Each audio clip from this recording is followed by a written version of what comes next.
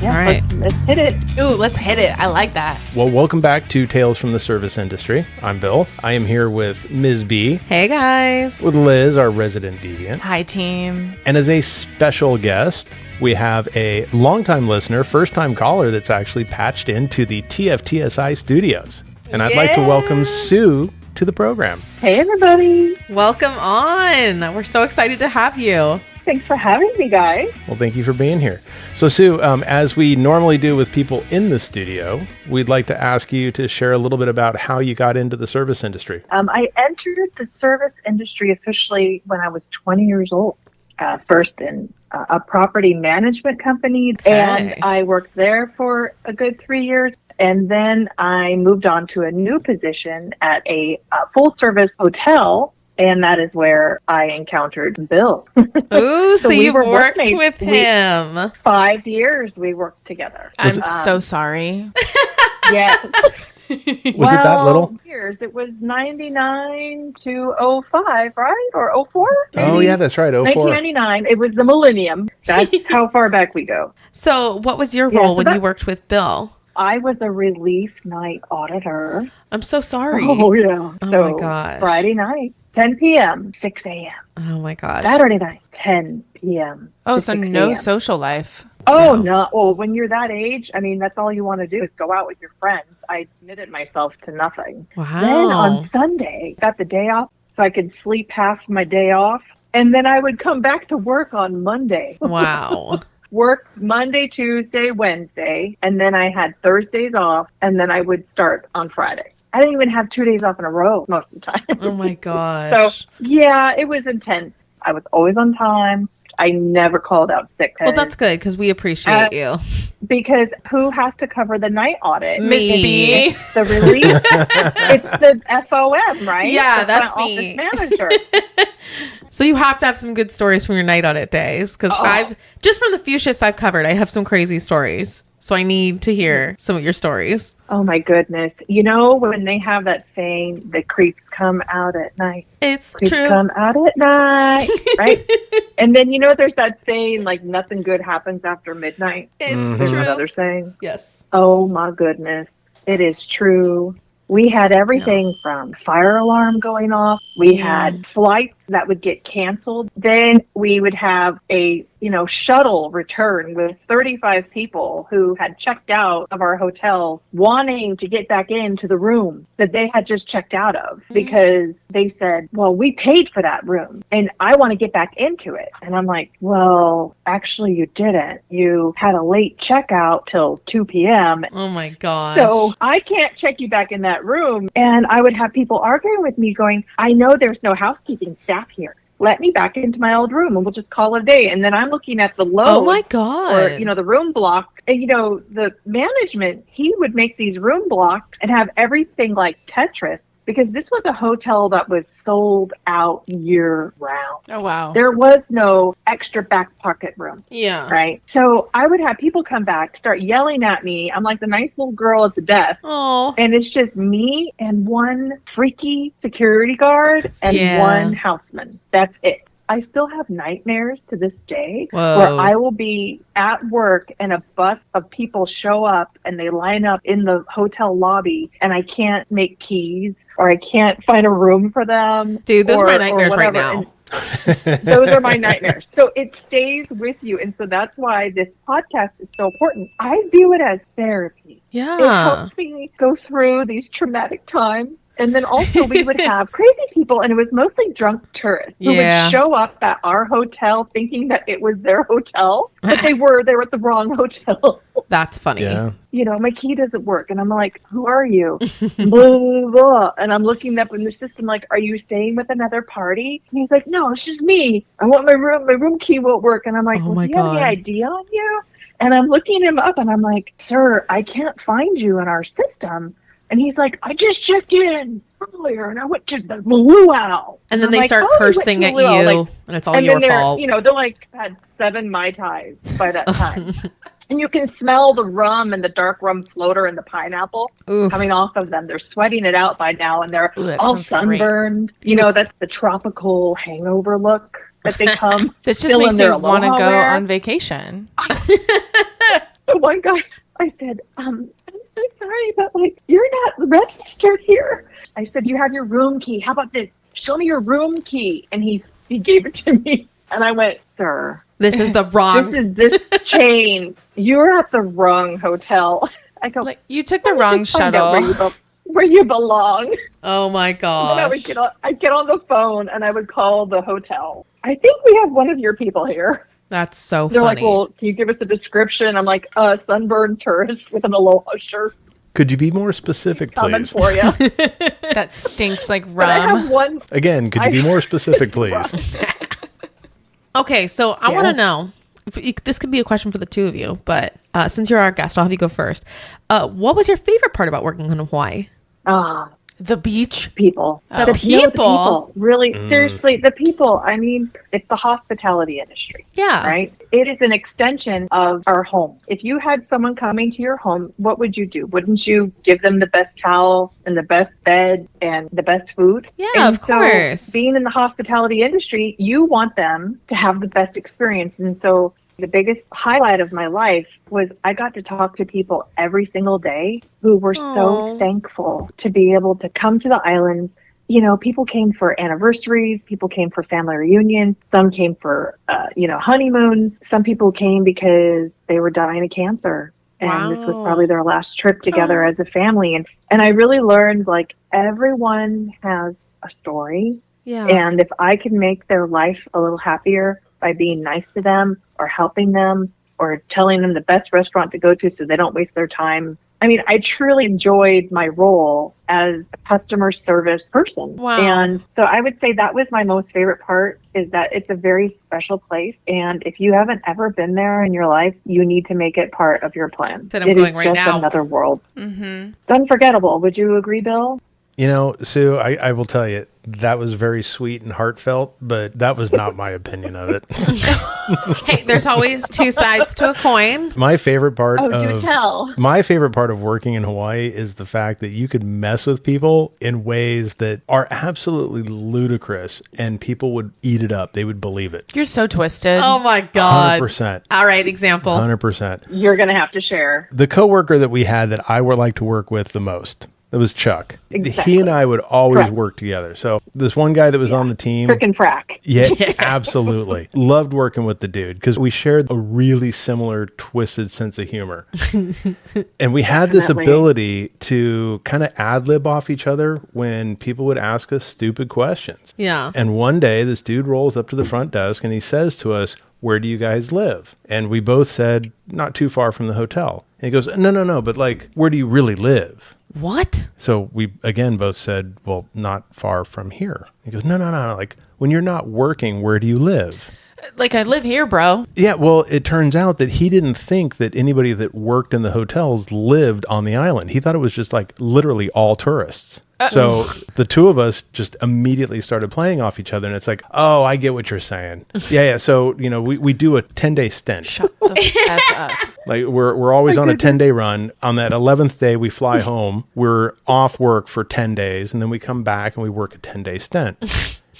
It's like working a cruise. Yeah, literally like working on a cruise ship. And the guy was like, "Oh, really? That must be really interesting. Oh, do you get airline miles?" And like he just started going down this Oh my rabbit hole God. of just nonsense. And you just played along with it. 100%. Yeah, man, the miles are great. Get to spend time at Oh, home, man, see the fam. Well, and then the best part of that was the timing, because he's standing there talking to us and one of the airline crews comes in. Oh, boy. So the flight attendants get off the bus and they're walking up to the front desk and they're greeting us by name. And it's like, hey, how you guys doing? And blah, they blah, blah, think blah, blah. they know you because you fly so much. Exactly. That's amazing. Not because we see him on the crew bus twice a week. It's because he thinks that every 10 days we're spending 5 hours on a flight. With the same flight attendants. Yes. Oh, man. That's amazing. Things like that. I love the questions. Like this one guy that comes up to the front desk one day and he's asking, how high above sea level are we? You're on the beach. Well, we were across the street from the beach, but like you literally, I'm sorry, you're on the beach.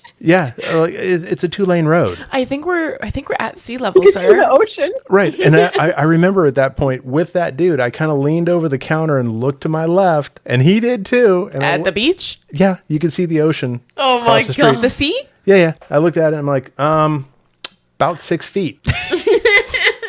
What did he say? Oh, okay. Oh my God. Jeez. Okay, now you've just awakened so many memories And you know of what? your shenanigans. And I did want to ask you if you could share one story in particular, and that was which one? the day that we had the Dutch folks that checked in. Freaky deaky Dutch. Freaky Dutch. Remember, at that time, what year was it? Right after Austin Powers had come out. Oh, that's right. Okay, so I am bilingual, and part of my duty was I would assist guests from other countries that spoke different languages than English. And I spoke several languages, but my main second language is German. Oh, okay. And now remember, Dutch is right next door to Germany, and I actually had spent a lot of time in Holland to where I could get by in Dutch, Okay. but I can put it together. It is a different language, but still enough to where I can understand what someone's trying to maybe ask me. I maybe can't reply in Dutch, but I can understand what they're saying. Okay. So at this time, I had those streaks in my hair. Remember Oh, when yeah. I had like all dark hair, and then I had bright blonde streaks on like the right and the left. I can Nice. envision And I it had for come sure. to work, and they were like freshly done. Like it was so 90s. It was a wonderful time of my life. And I looked it. Love that. So I'm working with Bill, and we're working with Chuck. And it was the three of us, because I ended up working with those boys and all of their shenanigans a lot. Fair So I come to the desk, I have a bob and I have the hair, and I'm working with Bill. And I proceed to hear these Dutch people who start talking about my hairstyle. Ooh, they talking smack? They're trash talking me Oh. in Dutch. So they just started speaking their own language. Bill, do you want to chime in a little bit Well, no, about my response? yeah, the thing that I remember the most about it was watching your body language just change. It's like you went from being, happy, gregarious Sue to just being kind of mortified and like just taken aback. One of the main things that I remember is that you didn't want to talk about it. It took me a few times of prompting you, and you finally came out and said basically that they were talking trash about you. I remember saying, Rude. and I remember asking you if you wanted me to talk to them, and you're like, no, I'll handle it. And then they came back to the desk and you handled it. Yes, I did. And I basically let them know in so many words, thank you for the compliment. I understand everything that you're saying to me. I bet you're pretty surprised that a stupid American can understand Dutch. Shut up. Love that. Yeah. Keep in mind that this is at their check-in. This is the beginning of their stay. And you don't fly halfway around the world for like a weekend, No. right? I want to say No. they were there for like 7 to 10 days. Something like Love that. It was that. a long period of time. Yes. So they had to be mortified for Very that long. No, but That can please, put it if we back. have some Dutch listeners, this is not representative of Dutch people as a No, whole. no, not at Traditionally, all. Dutch people are really nice people, very well behaved and very respectful, but not this couple. Well, and the thing that I thought that was interesting about it is that from that point forward, they never spoke Dutch in the lobby again. I love It was that. always in English. Learn their lesson. Yeah. Yeah, or maybe they just they don't know how to did. be nice in Dutch. You never know. Or English, great. probably. Well, It felt let's not great. go there. It I mean, felt great. we have our Dutch listeners. Let's Oh, not that's throw right. let's not throw Sorry. shade. Sorry, And that's guys. the thing is, I love Holland. It's, the first place I ever went to Europe was actually Holland. It wasn't Germany. So nothing against our Dutch peeps. I love you all. Except for that But one couple. It was just the one couple. And they just didn't like, late 90s, early 2000s American No, hairstyles. They did not like, the Friends look. Okay. Do any of you currently host flight crew? Yep. I Sure don't. do. I'm so Really? glad I don't. Really? You're lucky. I All have my hotels do. I have none. Yeah, we've got 2 airlines for the most part, and then occasionally 3, but we have 2 airlines. Does my hotel? No. Thank We you. in unison. No, hotels like that are not for flight. It's normally like bigger hotels, not boutique-y, The small big box properties. hotels? Yeah, big box. Okay. Usually near-ish an airport. Yeah. So we're probably like That's the 50 cheaper rate to drive 5 more minutes. Something like that. Usually in the contracts, there's a time clause. So it has to be within a certain time radius of the hotel or of the airport. And a lot of times too, at least in my experience, they don't want to be right next to the airport because there's usually nothing to do. So like they'll want to be near some place where we can like walk to a downtown. So like mine is near a downtown area and it's like 17 minutes away from the airport, but then they get to like walk downtown and stuff. But yes, to answer your question, I do have flight crews. What is your favorite part about the flight crews that come? Can you tell us that? Is there any I gotta favorite pick part something or any- positive. Okay. Say, is it nothing? I would say a positive is that they do. You sell rooms. They're guaranteed revenue. That's true. No. Okay. But on a positive, you know what they like. You know what to expect. So they're not a surprise. Like you know exactly what type of room they want. And so as long as you plan for that, then they're easy. As long as you meet all of those wants. They're very picky. Okay. Soccer moms. And if you Now- give them a room with a connecting door, whoo, or God forbid, their fireworks go off for 5 minutes locally, they will call their union rep and the union will be on you for 3 days because of fireworks that were out of your control. Sorry, that wasn't a positive. Go on. Okay, so there's like one positive. Yeah.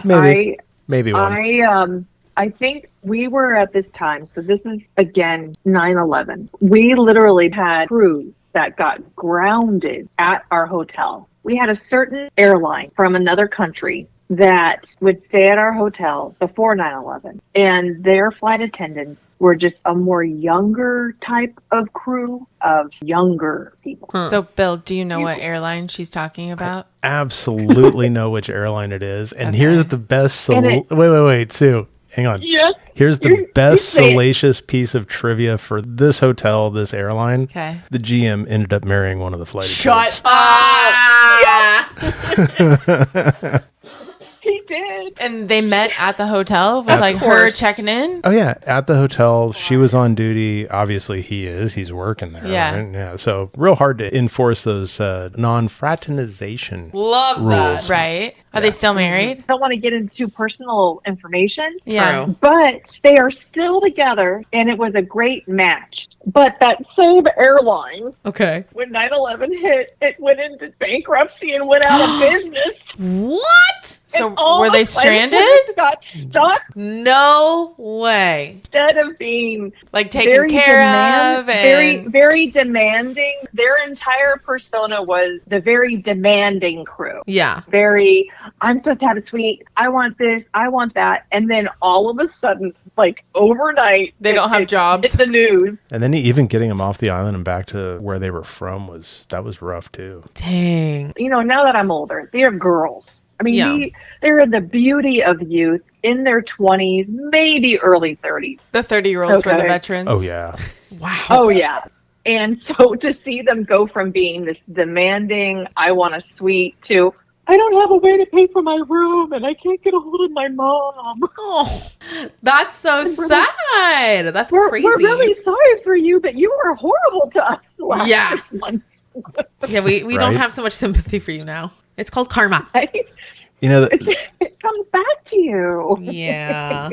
that hotel had so many airlines after 9/11. Every airline realized that their world had changed and that Yeah. cost cutting was going to be an immediate need, right? Right. So these crews that had been based at oceanfront, beachfront resorts all of a sudden had their contracts canceled and they moved them to our hotel. We went to having 3 airlines to having, I believe it was 9. Damn. Oh my gosh. Yeah, and everything was literally just like puzzle pieced together. So, the crew that was outbound at 11 a.m. was basically they were hotbedding with the next crew coming in. So they left at 11, housekeeping went in, they flipped that room, and the crew that came in at 2 p.m. took those rooms. Dang. So everything had to be puzzle pieced together for weeks out. Because you had 9 crews, plus we were not a dedicated airline hotel. It was a visitor-oriented property. Dang. So Yeah, about, tourists. if I remember correctly, about 110 rooms a day were just nothing but airlines. Dang. Out of how many rooms?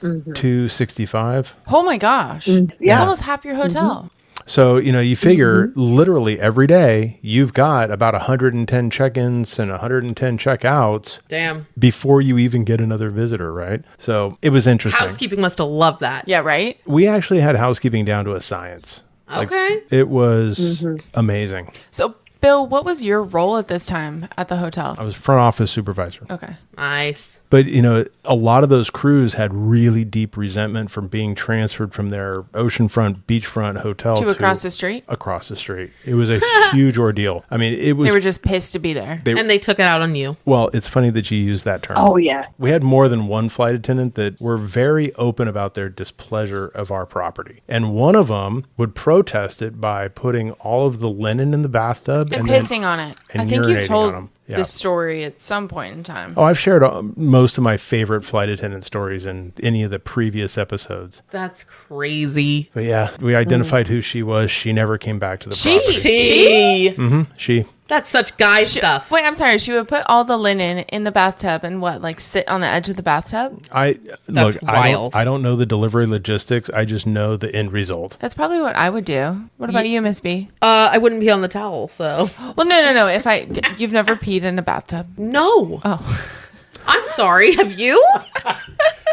How? Not the resident deviant and for why? nothing. Yeah, for sure. I don't know how that came about. Okay. Let me put it in perspective here. Short tangent. You ever been at like a house party and you're going to the bathroom with your friends, but you also really have to go and like they're on the toilet and there's a bathtub right there? Yeah, I've held it, but I mean, that's cool. Or vice versa. Wherever you gotta go. Like I could have had the toilet and she had the bathtub. I've never in my life peed in a bathtub. You're telling I'm me not you've saying never... I won't. Wait. Okay, let me one up this. You never peed in a sink? No. Have you? Yeah. What?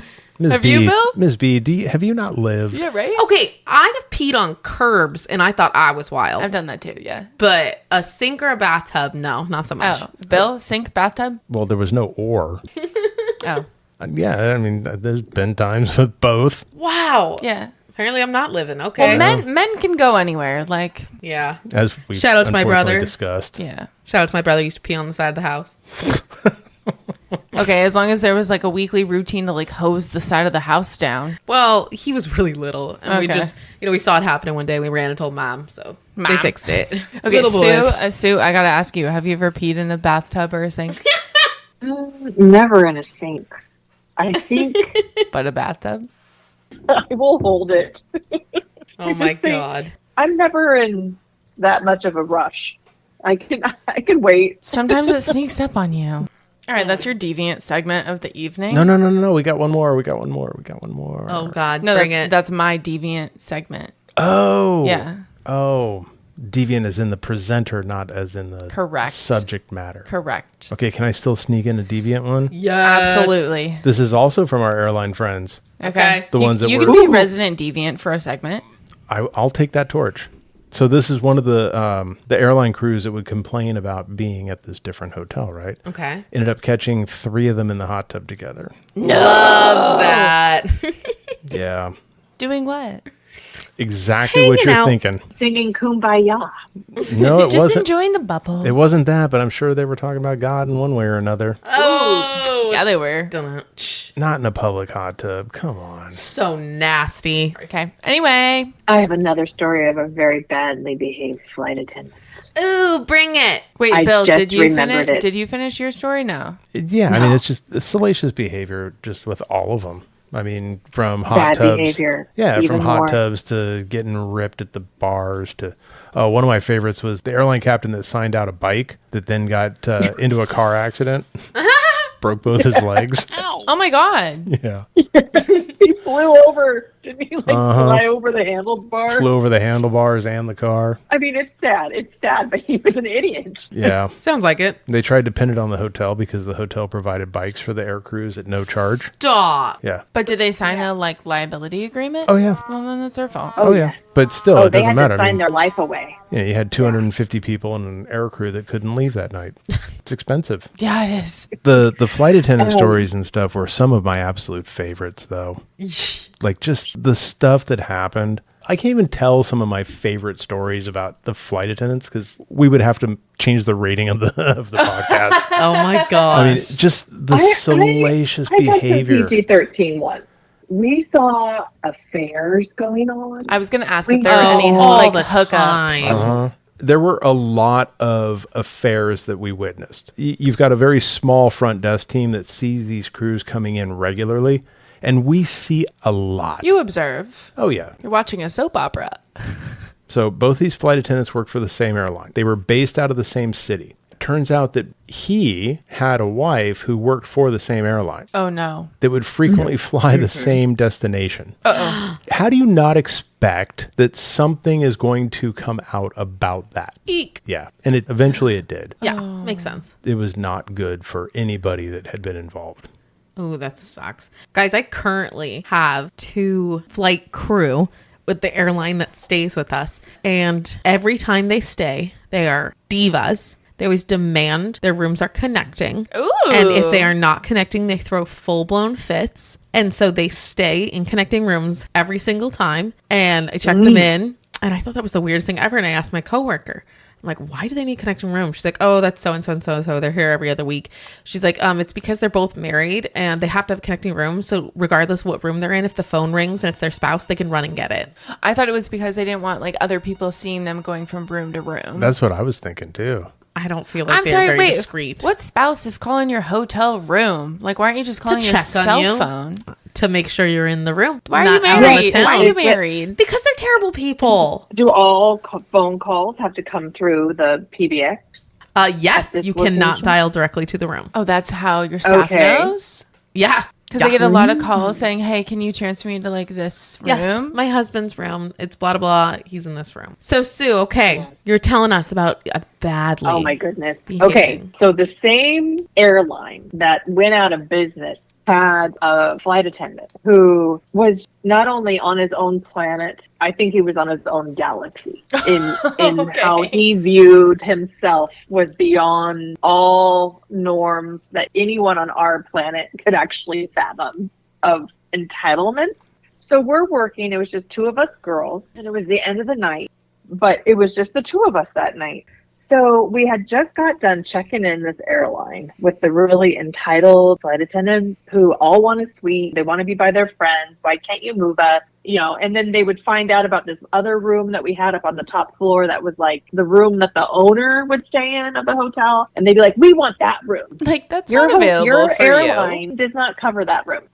If you have a problem, please reach out to your union or whoever it is. Yeah. But we are within your contract, and this is the room that we have for you. So this guy would not leave us alone. My workmate, who's very spicy, she just kind of like had to like put him in his place and go, look, dude, you're not going to get it. Well, he didn't like it. Well, guess what he did? What? He came Shut into up. our door, Oh. into the back offices of the hotel. And we're 2 girls by ourselves.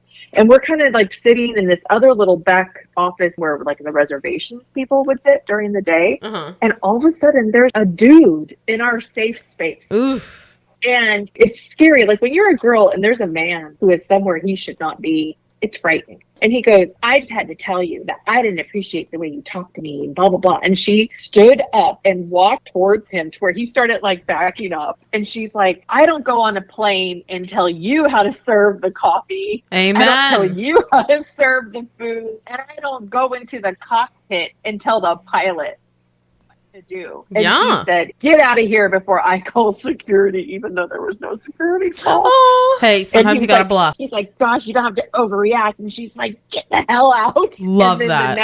The next, we had to report it. I mean, that's scary. Totally. Like, Oof. we don't know who these people are. He could be having a bad decade and decide to take us with him. Oh my gosh. Well, for those of you who may remember, that's how I met my husband. He burst into the back office of a door that wasn't locked, and I Wait, tried to what? kick him out. Yeah. Have you told this story on the pod? Have I not? Yeah, I don't think so. Oh my God. I know that you had mentioned that you had met him through your work. Yeah. So, Sue, what you're talking about, we had one of those doors, this was many moons ago, that didn't lock to the back office. This hotel was a cute boutique hotel in wine country. So we were very used to dealing with drunk guests. Every Friday and Saturday and Sunday, you were going to get a good barrage of wine tasters. Sunday is a wine tasting day. It is. So I was PM crew, and this was around 10:30 at night. And I started to hear like the door jiggling, like someone was trying to get in. And I'm like, oh, hell no. And they're jiggling, struggling to get it open. And then it just pops open and the guy nearly falls in. And he like stands up and I start yelling at him because I was a feisty one too. And I was like, you need to get out. he's like, Wait. Did you have cameras? No. And the door just had a, like, Turn it, push it open. that's all it was. Yeah. And that guy was your now husband? I mean, you're going to have to listen to the story and see how it unfolds. Oh, sorry. Okay. So he like- almost falls. So this guy, because who knows, maybe this one isn't my husband. Maybe there's another one. Ah, damn. So this guy's like trying to get in, and I start yelling at him like, you need to get out right now. And he's like, but no, and I was like, no ands, ifs, or buts. You don't belong here. You need to leave. And he obviously just looked terrified of me. And then he managed to go, no, it's my first day. And I'm like, what? He's an employee? I work here. And I'm like, what's your name? And he says his name, and I recognize it from an email. I'm like, oh, you're the new night auditor. And he's like, yeah. I'm like, welcome to the team. This is how you get in the door properly. This is how a door works. Yeah, the door used to stick, and he just couldn't figure out how to open it. And so, Broken. yeah, he broke in. So, And then I married him. Okay, that was your husband. Yeah, that was my husband. Good I times. didn't realize. So what? You were front desk agent? Yeah. And he was night audit. Yeah. Who was the one to leave property? Both of us. You were dating. Well, yeah, we kind of just hit it off. And I was young and I would never advise my daughter to do this, but young You were a little young. young and in love. And he got a job down south and he's like, do you want to come with me? And I was like, why not? Yeah. And the rest is history. But you were dating Such a cool segue. at that hotel. Yeah. I love it. Did you get in Thanks. trouble? Did you have to like go to HR and fill out a piece of paper? No, we were both. You hit it. Well, we weren't leadership. Oh, so it that's didn't right. matter. So it didn't matter. Yeah. You can fraternize all you want. All you want. So anyways, but yeah, to this day, there is no lock on that door. Have you gone back to that hotel? I have, because that's where we met. So like occasionally It's we'll like special. go there. and Yeah. Anniversary or something. And I go past that door and I remember, and it's still, you could just open it. That small boutique hotel. Yeah. Yeah. Not much changes in those. No, not really. It's a historic hotel, so they can't change much. Oh, gotcha. And well, there are a lot of those in that area as well. yup. And it's so historic, in fact, that in the basement, there's actually tunnels. And most of them are like caved in or whatever. So you can't actually go through them. But you if can you go see down, it. you could see the tunnel. And it used to go to the river. Because in Prohibition, they used to get bootleggers to the river. Very historic. I knew you and your husband had like a cute story. And I was actually like talking to my mother about this recently. Yeah. Yeah, we talk about you. We talk about the pod like quite often. Hi, Mom. And I said, I know, Hi, Mom. I know Miss B and her husband like have a cute meeting story, but I couldn't remember it. And now she'll listen to this. Yeah. I yelled at him until he loved me. Isn't that how every man becomes a husband? Heard me yelling at him and he's like, yep, I want to marry this one. Yep. I like the way she yells at me. I'll deal with that for life. Oh, goodness.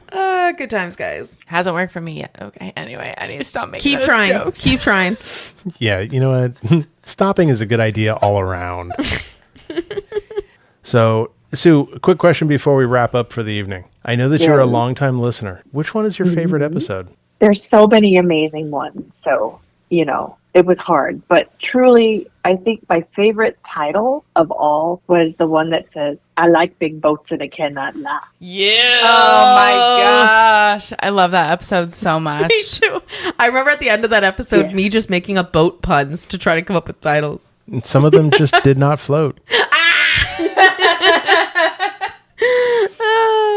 So, bad puns. If you haven't listened to that episode, make sure to take a listen to I Like Big Boats and I Cannot Lie. And make sure Though other listeners may deny. Oh my God.